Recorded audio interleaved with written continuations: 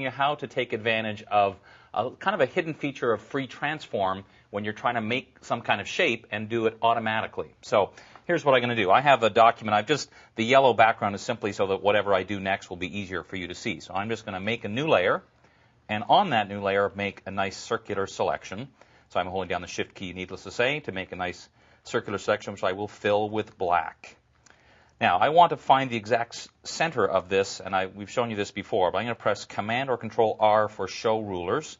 And then as long as I have the Move tool selected, up here in the options bar, there's a little thing that says Show Transform Controls, and see how now I have those little handles and everything on my image. So now I can just simply pull guides down, and they snap right into the center of the image, just like that. Okay? Now, we're going to make another new layer, and on that, make a little oval selection, which I will fill with white.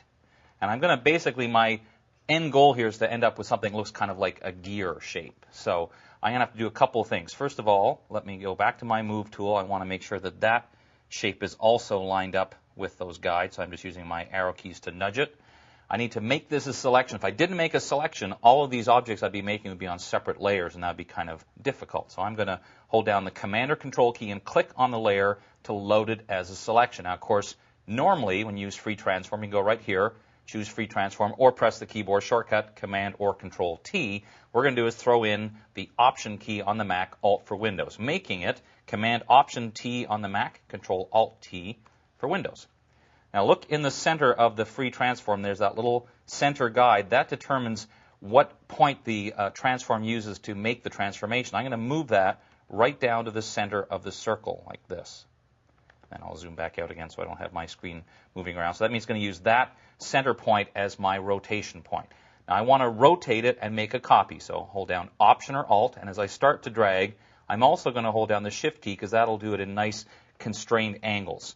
So that basically, when I hit Enter, makes a second oval. Now, you hold down the entire left side of your keyboard, which actually would be Command Option Shift T or Control Alt Shift T, and that will repeat the same transformation I just did. So as I do this, you'll see I'm getting these weird oval shapes going all the way around the outside, which looks a little odd because now I have a whole bunch of white ovals sitting on top of a big black circle. So far it doesn't look much like a gear shape, but it will, hopefully, any moment now by doing this.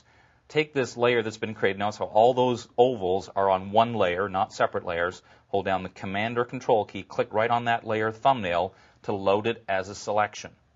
Now I can hide that layer, come back to my black layer, and if I simply hit Delete on the Mac or Backspace on Windows, look at that. I have a little gear shape. And again, the secret to that was having Photoshop do the work for me.